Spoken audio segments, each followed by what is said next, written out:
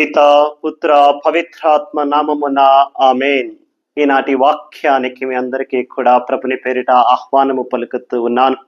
ప్రభుని యొక్క వాక్యము మత్తయి శుభవార్త 14వ అధ్యాయముల మొదటి వాక్యము నుండి చదువుకుందాం. ఆ కాలమున గలిలయ ప్రాంత పాలకుడగు హేరోదు యేసు ప్రఖ్యాతిని విని, ఇతడు స్నాపకుడగు యోహానే, అతడే మృతులలో నుండి లేచి ఉన్నాడు, కావున అద్భుత శక్తులు ఇతని యందు కనిపించుచున్నవి అని తన కొలువు కాండ్రతో చెప్పెను. ప్రభుని యందు విశ్వాసముతో దేవుని యొక్క వాక్యాన్ని వింటున్నటువంటి బిడ్డలారా, ఈనాటి వాక్యముల మనము హేరోదు, ఒక అధికారి హేరోదును గురించి వింటూ ఉన్నాం. అదే విధముగా బప్తిస్మ యోహాను గురించి వింటూ ఉన్నాం. ఈ హేరోదు అధికారిగా ఉన్నటువంటి ప్రాంతములో యేసు ప్రభుని గూర్చి గొప్ప గొప్ప మాటలు వింటూ ఉన్నాడు. చాలా పేరు ప్రఖ్యాతులు వస్తూ ఉన్నాయి, అద్భుతాలు చేస్తూ ఉన్నాడు, గొప్పగా ప్రజలకు బోధిస్తూ ఉన్నాడట, ప్రజల పట్ల కరుణకతో జాలితో ఉంటున్నాడట. ఎవరితను అని చెప్పి అందరూ మాట్లాడుకుంటూ ఉంటే, ఈ హేరోదు మాత్రం మరణించినటువంటి బప్తిస్మ యోహాను మరలా తిరిగి లేచాడు అని అంటూ ఉన్నాడు. మరణించినటువంటి బప్తిస్మ యోహాను మరలా తిరిగి లేచాడు, లేచి వచ్చి ఈ అద్భుత శక్తులు కలిగి ఉన్నాడు అని హేరోదు అంటూ ఉన్నాడు. మిత్రులారా, ఈ బప్తిస్మ యోహాను ఎవరయ్యా అంటే ఎలిజబెతమ్మ జక్రయేల కుమారుడు. ఈ ఎలిజబెతమ్మ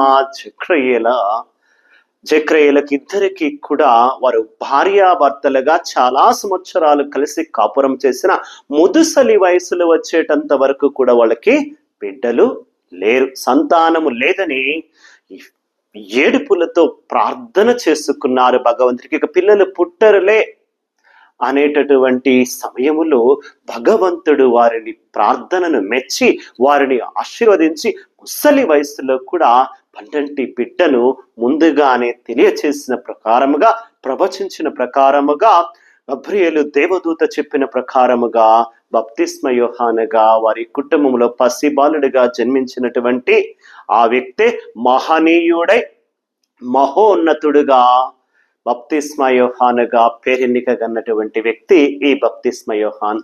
ఈ బప్తిస్మ యోహాను యేసు ప్రభు యొక్క మార్గమును సిద్ధపరచడానికి వచ్చినట్లుగా మనకి వాక్యాలు ఘోషిస్తున్నాయి. అందుకని యేసు ప్రభు కంటే కొన్ని నెలల ముందుగా ఈ యొక్క బప్తిస్మ యోహాను పుట్టడం, ఎదగడం, యేసు ప్రభు మార్గాన్ని సిద్ధపరుస్తూ ప్రజలలోనికి వెళ్ళి ఆయన చెబుతున్నటువంటి మాట, నేను కాదు, రానున్నవాడు ఒకడున్నాడు, ఆయన మార్గమును సిద్ధము చేయటానికే నేను వచ్చాను, ఆయనను నమ్మండి. నేను కాదు రక్షకుడను, నేను కాదు మెస్సయ్యను, నా వెనుకాల ఒకడు రానున్నాడు, ఆయనే మెస్సయ్య, ఆయనే రక్షకుడు అని చెబుతూ, నేను నీటితో బప్తిస్మమిస్తున్నాను, కానీ నా తరువాత వస్తున్నటువంటి అతను అగ్నితోనూ పరిశుద్ధాత్మ శక్తితోనూ బప్తిస్మం ఇవ్వబోతున్నాడంటూ యేసు ప్రభునికి మొట్టమొదటిగా సాక్ష్యము పలికినటువంటి వ్యక్తి ఈ బప్తిస్మ యోహాను. మరి బప్తిస్మ యోహానే తిరిగి లేచాడు అని హేరోదు ఎందుకంటున్నాడయ్యా అంటే, హేరోదు ఒక తప్పు చేస్తూ ఉన్నాడు. ఆ తప్పును గూర్చి ఎత్తి చూపించాడు ఈ బప్తిస్మ యోహాను. హేరోదు, నువ్వు చేస్తున్నది తప్పు, దానిని మానేయి అని చెబితే అది హేరోదుకు నచ్చలేదు. హేరోదుకు నచ్చలా, హేరోదియాకు నచ్చలా. ఆమె కుట్ర పన్ని హేరోదు యొక్క పుట్టినరోజు నాడు హేరోదియా కూతురు చేత ఒక నాట్యము డాన్స్ ఆడించి ఒక కానుక కోరుతుంది. ఈ హేరోదు అధికారిగా ఉన్నటువంటి హేరోదు తన పుట్టినరోజు నాడు గొప్ప నాట్యము చేసినటువంటి ఆ చిన్నారి బిడ్డను చూసి, నువ్వు ఏం కోరినా ఇస్తాను అని చెబితే, ఆమె తల్లి దగ్గరికి వెళ్ళి ఏం కోరుకోవాలి, ఏం కానుక అడగాలి అంటే, బప్తిస్మ యోహాను తలను పళ్ళెంలో పెట్టి తీసుకొచ్చిమ్మని చెప్పు. అంత కుట్ర, అంత కక్షతో ఉన్నటువంటి హేరోదియా బప్తిస్మ యోహాను మరణానికి కారణమైంది. హేరోదు కూడా మాటిచ్చాడు కనుక చేసేది ఏమీ లేక వాక్యములు ఘోషిస్తూ ఉన్నాయి. మత్తయి శుభవార్త 14వ అధ్యాయం 8వ వచనముల వాక్యములో వింటున్నాం. అప్పుడు ఆమె తన తల్లి యొక్క ప్రోత్సాహం వలన స్నాపకుడకు యోహాను శిరస్సును ఒక పళ్ళెములో ఇప్పుడే ఇప్పించుము అని అడిగాను. 10వ వచనం, సేవకులను పంపి చెరసాలలో ఉన్న యోహానును శిరచ్ఛేదనము గావించెను. తల నరికి తీసుకొచ్చాడండి. గొప్ప ప్రవక్తలాగా ఉన్నటువంటి, మహనీయుడిగా ఉన్నటువంటి యేసయ్య మార్గాన్ని సిద్ధము చేస్తూ దేవుని చేత ప్రత్యేకముగా పంపబడినటువంటి బప్తిస్మ యోహాను మంచివాడు, నీతిమంతుడు, గొప్పవాడు అయినటువంటి ఈ యొక్క బప్తిస్మ యోహాను యొక్క తలను నరికి పళ్ళెంలో పెట్టి తీసుకొచ్చి ఇచ్చాడండి హేరోదు. అందుకే ఆయనకు భయం వేసింది. యేసు ప్రభు చేస్తున్నటువంటి గొప్ప బోధనలు, గొప్ప కార్యాలు, అద్భుతాలు చూచి ఒకవేళ తాను చంపినటువంటి బప్తిస్మ యోహానే మళ్ళీ తిరిగి వచ్చాడేమోనని భయపడిపోతూ ఉన్నాడు. ఇక్కడ నాకు ఒక మాట గుర్తుకొస్తుంది. ఒక చైనీస్ ప్రోవర్బ్ ఉందన్నమాట. Because you did me a favour, I'll see your end. Because you did me a favor, I'll see your end. A Chinese proverb says. ఒక చైనీయుల యొక్క సామెత ఉంటుంది అక్కడ. నీవు నాకు మంచి చేసావు కనుక నీ అంతు చూస్తా. నీవు నాకు మంచి చేసావు కనుక నీ అంతు చూస్తా అని ఒక సామెత ఉంటుంది. చైనా వాళ్ళు ఎక్కువగా వాడుతూ ఉంటారు. అలాగే ఉందండి ఈరోజు. బప్తిస్మ యోహాను గారు చేసిన తప్పేంటి? హేరోదు అధికారిగా ఉండి నీవు తప్పు చేస్తున్నావు, అది మార్చుకోయా అని మంచి చెప్పాడు. ఆ మంచి నచ్చలేదు వాళ్ళకి. కుట్ర పన్ని తల నరికి శిరచ్ఛేదనము గావించి ఆయనను తీసుకుని, దానికంటే ముందే చెరసాలలో వేసి బంధించి జైల్లో ఉంచారండి. ఆ జైల్లో ఉన్నటువంటి అతన్ని కూడా తల నరికి చంపాడు. నువ్వు మంచి చెప్పావు కదా, నీ అంతు చూస్తా నేనంటూ. అలాగే ఈరోజు మొదటి పట్టణంలో కూడా మనం చూస్తూ ఉంటాం. ఇర్మియా ప్రవక్త ప్రజలకు మంచి చెప్పటానికి వెళ్ళి దేవాలయంలో నిలబడి అధికారులు, యాజకులు, అక్కడ ఉన్నటువంటి ప్రజలు, నాయకులు అందరితో చెబుతూ ఉన్నాడు, మీరు జీవిస్తున్నటువంటి జీవన విధానం మంచిది కాదు, మీరు వెళ్ళేటటువంటి దారి మంచిది కాదు, ప్రభువుకి నచ్చడము లేదు, మీరు ప్రభువుకి విరుద్ధముగా జీవిస్తున్నారు, అవినీతితోనూ అన్యాయంతోనూ అక్రమగాను బ్రతుకుతున్నారు, అది ప్రభువుకు నచ్చట్లేదు. మీరు మారి మరో మనస్సు పొంది హృదయ పరివర్తనతో ప్రభు వద్దకు తిరిగి వస్తే తప్ప మీరు శిక్షను అనుభవిస్తారు. అలా కాకుండా మీరు మారి తిరిగి వస్తే కనుక ప్రభు ఏమో మనసు మార్చుకుంటాడేమోనని చెప్పమన్నాడని ప్రభు తరపున భగవంతుడే స్వయముగా పంపించినటువంటి ఇర్మియా ప్రవక్త వచ్చి చెబుతూ ఉంటే వాళ్ళు ఏం చేస్తున్నారు? వాక్యం చూడండి. ఇర్మియా గ్రంథం 26వ అధ్యాయం 11వ వచన వాక్యం అంటుంది, అప్పుడు యాజకులను, ప్రవక్తులను, నాయకులతోనూ ప్రజలతోనూ ఇతడు ఈ నగరమునకు వ్యతిరేకముగా ప్రవచనము చెప్పిన కనుక ఇతనికి మరణ శిక్ష విధింపవలెను. ఏం చేశాడట? మంచి మాటలు చెప్పాడు కదా, నగరం మారాలా, ప్రజలు మారాలా, దేవుడు కోపముతో ఉన్నాడు మన మీద, మనము శిక్షకు గురి అవుతాము కనుక మనము మారాలా, ప్రభు వద్దనికి రావాలా, ప్రభు దారిలో మంచి జీవితము జీవించాలా అని ప్రవక్త చెబుతూ ఉంటే వాళ్ళకి నచ్చల. ఏం కుట్ర చేస్తున్నారు?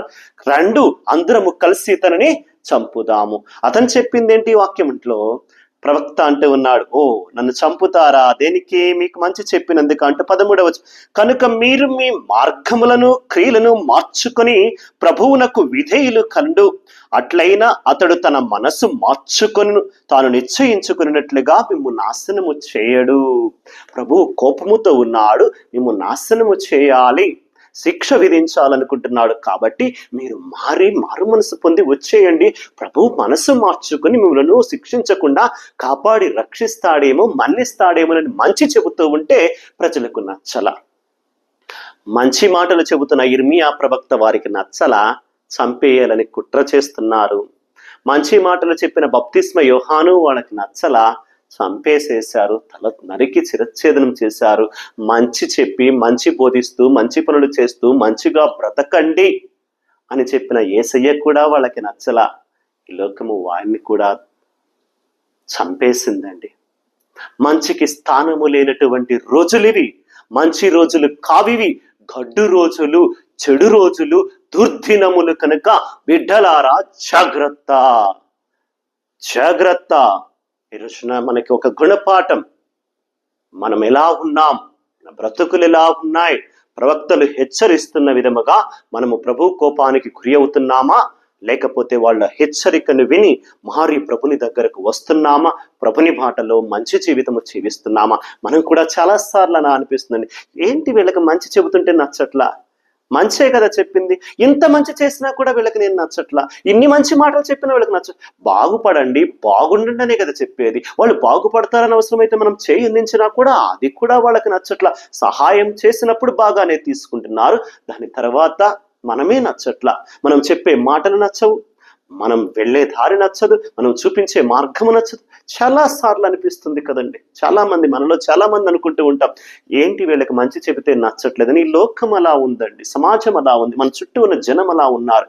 మంచి చేసినా మంచి చెప్పినా జనాలకి నచ్చట్లేదు, అయినా పర్వాలేదు, ప్రభువు మెచ్చుకుంటాడు. ఈ లోకము నిన్ను అసహించుకున్నా, ఈ లోకములోని జనము నిన్ను అసహించుకున్నా, ఎవరు నిన్ను ద్వేషించినా దూషించినా కూడా భయపడకు, ప్రభువు నిన్ను మెచ్చుకుంటున్నాడు, ప్రభువు నిన్ను దీవిస్తాడు. నీ మంచి మాటలు, మంచి పలుకులు, మంచి జీవితం, నీవు వెళ్ళేటటువంటి దారి మంచిదైతే ప్రభు తప్పకుండా దీవిస్తాడు, నీవు నీ కుటుంబం దీవించబడతావు. కాబట్టి ఇక్కడ వాళ్ళకి నచ్చట్లా, వీళ్ళకి నచ్చట్లా, వీళ్ళు నన్ను దూషిస్తున్నారు, వీళ్ళు నన్ను ద్వేషిస్తున్నారు, నేను చెప్పేది మంచి చేసేది మంచి అయినా కూడా నన్ను అందరూ అసహించుకుంటున్నారే అని చెప్పి నీవు భయపడవద్దు.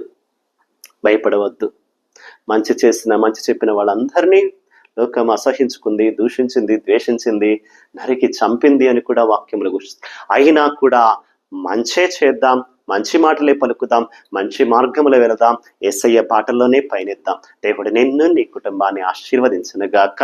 చిన్న ప్రార్థన చేసుకుందాం, కళ్ళు మూసుకోండి. పరిశుద్ధుడు ప్రేమమయుడైన యేసు ప్రభువా, నీకే స్తుతులు స్తోత్రములు వందనములు తండ్రి. అయ్యా, ఈరోజు పట్టణములో మేము విన్నట్టుగా యెర్మీయా ప్రవక్తను కానీ బప్తిస్మ యోహానుపై కుట్రలు పన్ని మంచి చేసినందుకు కూడా వాళ్ళని అంతమొందిస్తున్నారు. నీవు సైతము కూడా మంచి మాటలు చెప్పినా మంచి చేసినా నిన్నే ఈ లోకము ద్వేషించి అసహించుకొని నిన్ను కూడా చంపింది తండ్రి.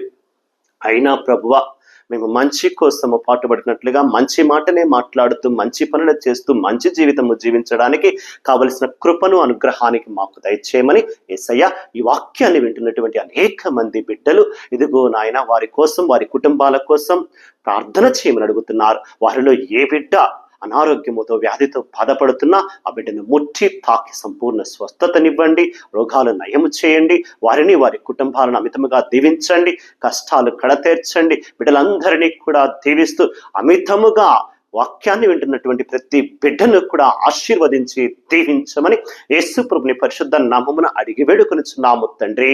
ఆమేన్.